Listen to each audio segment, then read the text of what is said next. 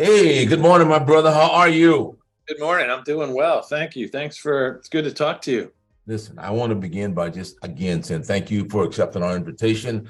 And Yeah. we're excited about you coming. And I just wanted to do a short, kind of like an intro video of you. This is going Yeah. to go out to all the men that are on our email list.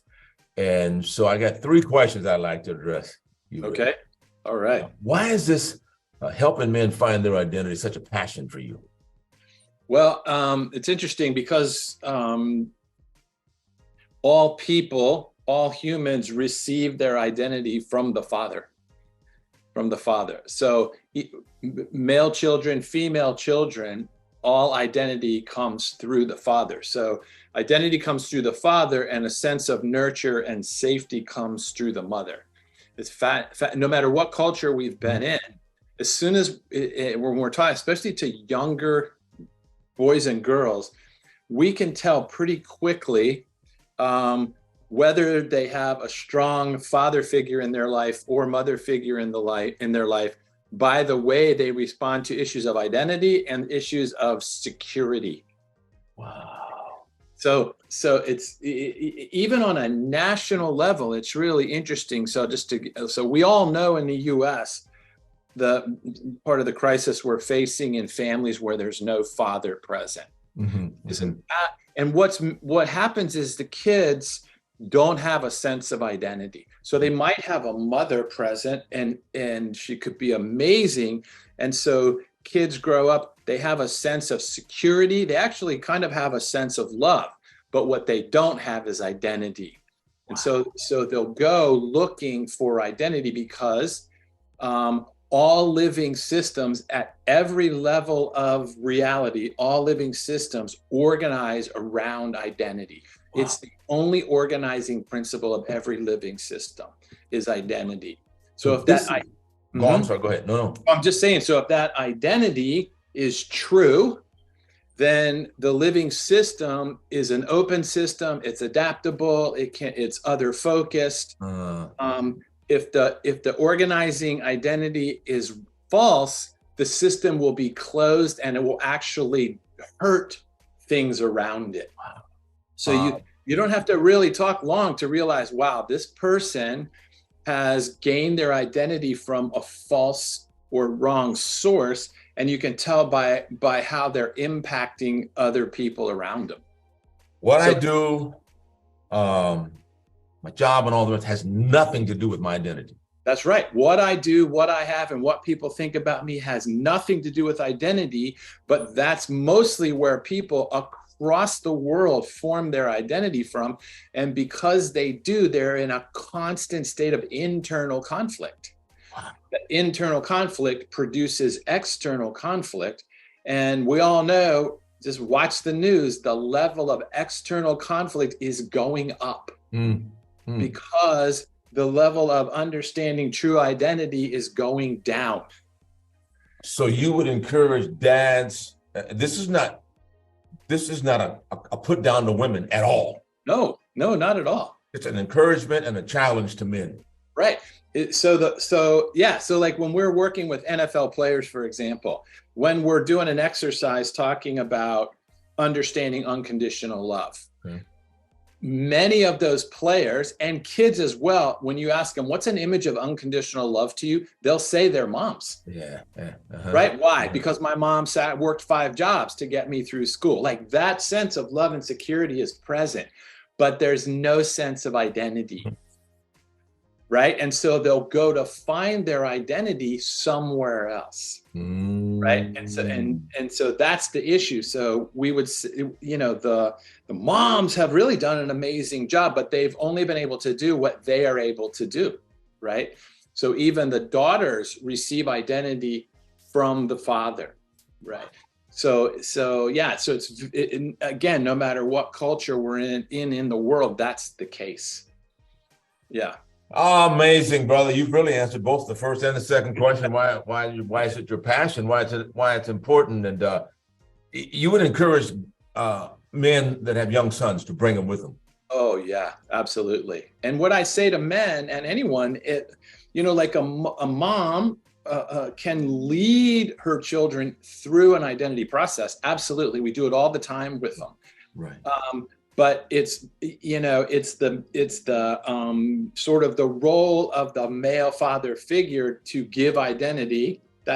And so if they're not giving that identity, then it causes what we're talking about, the conflict level. So, but dads can't give away what they don't have, right? And so if a father doesn't have a sense of identity, what he's going to pass on to the son and daughter is, you got to go find your identity from what you do, what you have, and what people think about you, because that's how they found their identity. Wow. And so it perpetuates the problem. Even good parents that think they're helping their kids become high achievers, but what they're actually teaching is you get your identity from achievement. And it's dangerous. It's a dangerous falsehood. Because you really never find your identity. Because we know you'll climb to the top of that ladder and you'll realize, like everyone else, there's nothing there. There's nothing there for the human, right? And so that's why good parents. We just had a 8th grader commit suicide here in our city, and he was the leader of FCA, Fellowship of Christians. He's the leader. Really? And his girlfriend broke up with him, and he went home and killed himself, 14 years old, because he got his identity from his girlfriend. And so as soon as he lost that relationship, an 8th grader thinks, well, there's nothing else to live for. As I read your book, it helped me to understand my waywardness, because my identity was in my mom. And when my mom and dad divorced, it's like I went ballistic. Right. Because that's who my identity was. And then she was no longer in the home. So right. That's incredible. God comes to the conference. What should they expect? Well, so there's 2 things that we have to know. First of all, we have to be able to truth tell about what we really believe our identity is based in. We have to be able to come to the realization, I'm getting my identity from my ability to succeed at work. I'm getting my ability from how people respond to me, or whether I have a big house or a position or all that. We have to be able to truth tell about that in order to get rid of it, to get rid of that false identity. And then we need to walk into a prayerful relationship with Christ in order to hear God walk us into the truth of who he made us to be individually, not as a group. Yes. Individually. And then to learn that process for myself in order that I can turn around and do it with my kids, to do it with coworkers. I mean, your identity is your gift to the world.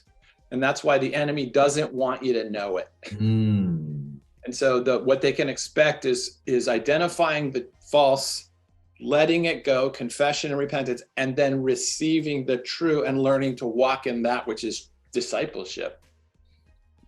Brother Jamie Winship, this is the first time that I've ever had one communicator for the whole conference. I'm so excited about you being with us. I'm so excited about you coming.